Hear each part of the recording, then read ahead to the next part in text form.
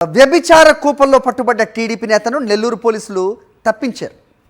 నిన్న నెల్లూరులో పలు లాడ్జీలపై ఆకస్మిక తనిఖీలు చేసిన పోలీసులు వ్యభిచార నిర్వాహకులతో పాటు విట్టులను కూడా అదుపులోకి తీసుకున్నారు. పోలీసులకు పట్టుబడ్డ వారిలో సర్వేపల్లి పిఏసిఎస్ అధ్యక్షులు రావూరి రాధాకృష్ణ ఉన్నారు. వ్యభిచార నిర్వాహకులు విట్టులతో పాటు రాధాకృష్ణను మొదట అదుపులోకి తీసుకున్న పోలీసులు ఆ తర్వాత అతని బ్యాక్గ్రౌండ్ తెలుసుకొని సరికొత్త డ్రామాకు తెరతీశారు. లాడ్జ్లో టీడీపీ కార్యకర్తలతో మాట్లాడుతుండగా రాధాకృష్ణని పొరపాటుగా అదుపులోకి తీసుకున్నామంటూ వదిలిపెట్టేశారు. రైట్, ప్రస్తుతం ఈ ఘటనపై అప్డేట్స్ మా కరెస్పాండెంట్ లోకేష్ అందిస్తారు. లోకేష్, చెప్పండి. సో టీడీపీ నేతలైతే ఎంపీలు అయినా పర్వాలేదు, టీడీపీ ఎంపీలైనా లేదంటే చిన్నపాటి నాయకులైనా వాళ్ళని ఇలా పట్టుకుని అలా వదిలేస్తున్న వైనాన్ని ప్రస్తుతం మనం గమనిస్తున్నాం. ఇది ఒక ట్రెండ్గా మారుతోంది. ఏం జరిగింది అక్కడ, ఏంటి మీ దగ్గర ఇన్పుట్స్?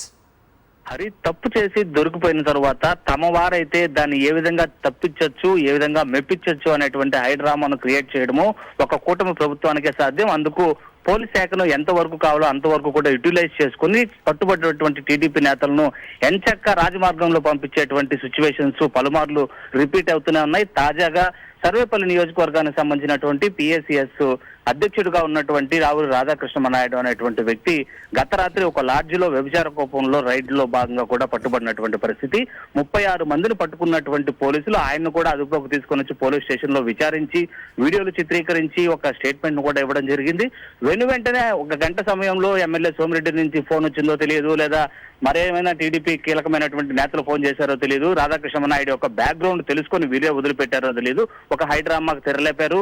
అతనికి వ్యభిచార కోపానికి ఎటువంటి సంబంధం లేదు, పొరపాటున అతను తీసుకురావడం జరిగింది. ఈ వ్యభిచారకు సంబంధించినటువంటి వివరాలను అడిగి తెలుసుకునే క్రమంలోనే ఆయన అక్కడ ఉన్నటువంటి కొంతమంది టీడీపీ కార్యకర్తలతో మాట్లాడడానికి కోసం మాత్రమే ఆ లాడ్జికి వెళ్లడం జరిగిందని చెప్పి కూడా ఒక వివరణ ఇచ్చి ఆయన వదిలిపెట్టేసినటువంటి ఘటన. ఒక ఎంపీ కావచ్చు, ఎమ్మెల్యేలు కావచ్చు, టీడీపీకి సంబంధించినటువంటి ఏ నేత అయినా కావచ్చు, ఎలాంటి తప్పులు చేసినప్పటికీ కూడా వాళ్ళని తప్పించడానికి ఏ విధమైనటువంటి లాజిక్లు వెతకాలి, ఏ విధమైనటువంటి బూచిగా చూపాలి అనేటువంటిది ఈ కూటమి ప్రభుత్వానికి పోలీసులకి సాధ్యమని చెప్పాలి. హరి, అంటే జనాలు గమనిస్తున్నారు, మీడియా గమనిస్తుంది అనే ఇంకితం కూడా మర్చిపోయారా ఏంటి?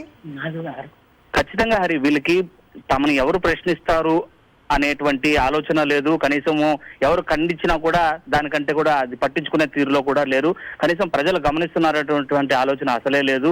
ఏది ఏమైనప్పటికీ కూడా తమ పార్టీ వారు ఏ పొరపాటు చేసినప్పటికీ కూడా ఆ కేసు నుండి తప్పించడమే ప్రధానమైనటువంటి మూలంగా తీసుకున్నటువంటి వ్యవహారాలతో ఈ కూటమి సర్కారు నడుస్తుందని కూడా చెప్పాలి. హరి, ఆల్రైట్ లోకేష్.